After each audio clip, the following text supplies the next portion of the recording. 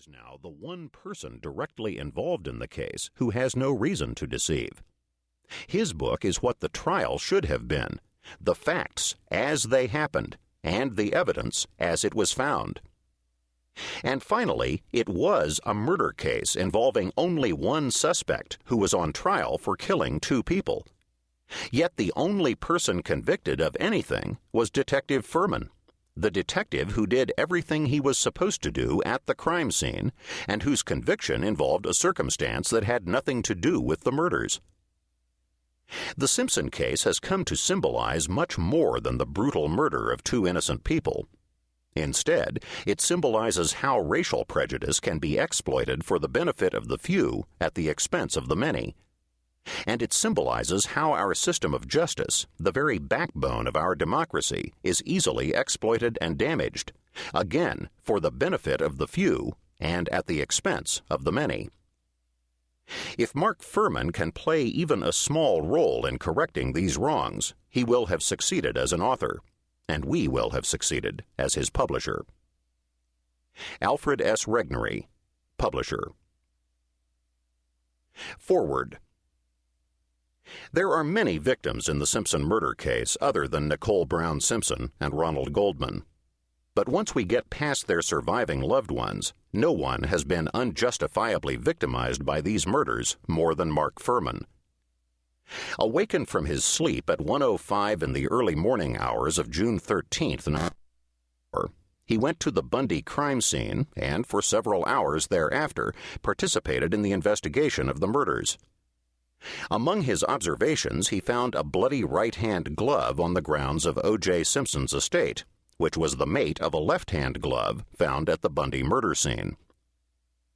Though he did nothing wrong at all, and no one has been able to produce a speck of evidence to the contrary, his involvement in the investigation has almost destroyed his life. Even before his unfortunate error or lie on the witness stand, I speak in the disjunctive because it is not clear, at least to me, which it was, that he had not used the N-word in the previous 10 years. He was publicly accused by Simpson's defense team of being a virulent racist who had done one of the most despicable deeds that one human can do to another: frame O.J. Simpson for the murders. After his error or lie on the witness stand, he was maligned and vilified perhaps more than any other person within recent memory, not even excluding O.J. Simpson. At least Simpson has a significant percentage of the population who still believe in his innocence and sing his praises.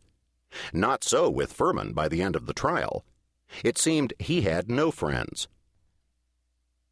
In Johnny Cochran's final summation to the jury, he referred to Fuhrman as a genocidal racist, a perjurer, America's worst nightmare, the personification of evil, and even compared him to Adolf Hitler.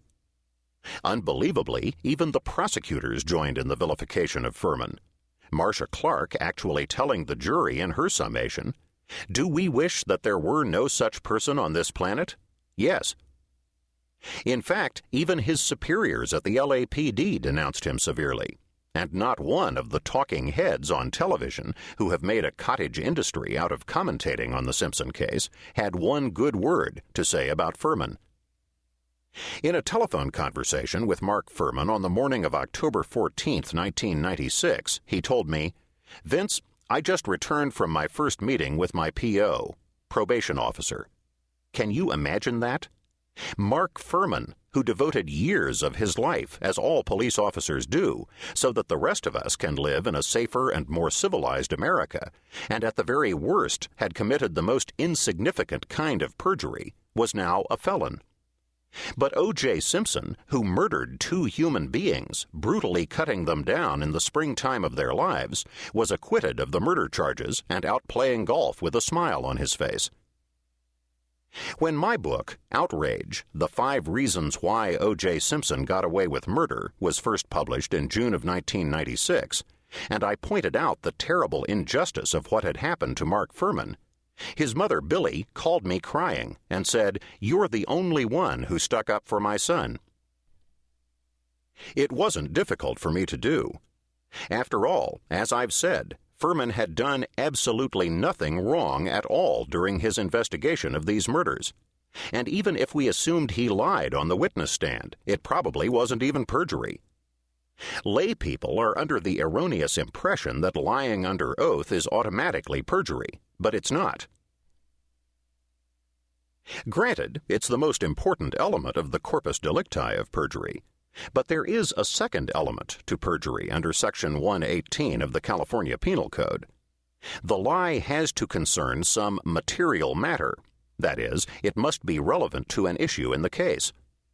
For instance, unless a witness's age or weight is somehow relevant to an issue in the case, their lying under oath about their age or weight is not perjury. Fuhrman's alleged lie about not using a racial slur within the previous 10 years was not, in my judgment, perjury, since it had nothing to do with whether Simpson was guilty or not guilty of these murders. A great many people have asserted that the sentence imposed upon Fuhrman by the judge on the perjury charge, 3 years probation and a $200 fine, was far too lenient. I don't agree at all. There is nothing sacrosanct about a person receiving punishment for a crime exclusively by way of a sentence handed out by a court. It's just that a court sentence is the typical and usually best way of bringing about justice. Many times, however, the punishment has already been imposed upon the defendant by extra-legal means.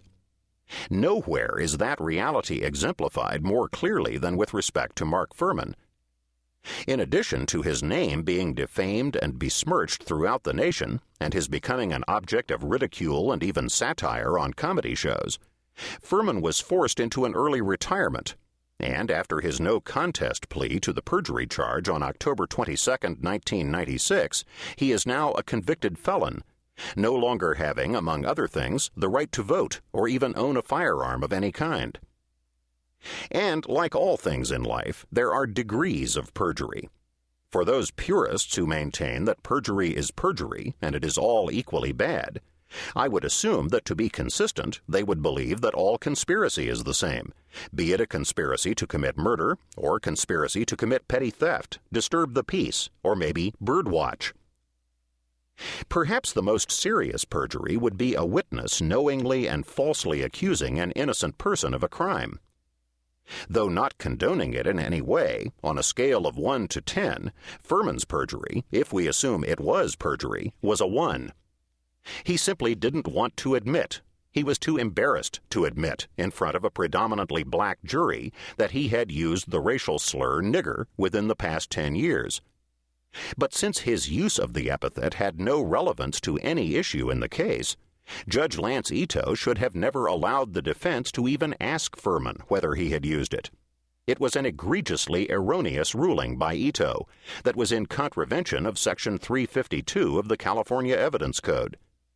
Section 352 provides that if the relevance of offered evidence, in this case Fuhrman's use of the N-word, is substantially outweighed by the probability of prejudice to the opposing side, the evidence should be excluded.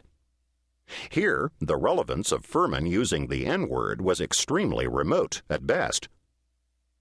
I mean, it is a non sequitur and broad jump of Olympian proportions to conclude that just because someone used the N-word, or is even a racist, that they're going to go around framing black people for murder. But the probability of prejudice to the opposing side, the prosecution, was more than the requisite substantial. It was monumental, and hence should have been excluded. Even if Ito did not want to follow the law in this case, common sense, which Ito exhibited precious little of during the trial, should have told him that it was improper to allow the defense to ask Fuhrman the subject question. Every day throughout the land, thousands of white police officers arrest or investigate black suspects.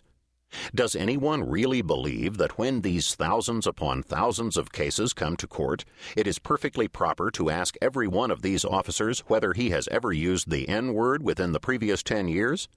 And if he denies it and you can prove that he did, have a separate satellite trial on that issue? Which is precisely what essentially happened during the Simpson murder trial. In my opinion, the entire Fuhrman matter was blown completely out of proportion. The Fuhrman affair reminds me of the theoretical situation of a traffic ticket being contested and ending up in the United States Supreme Court. Much Ado About Nothing.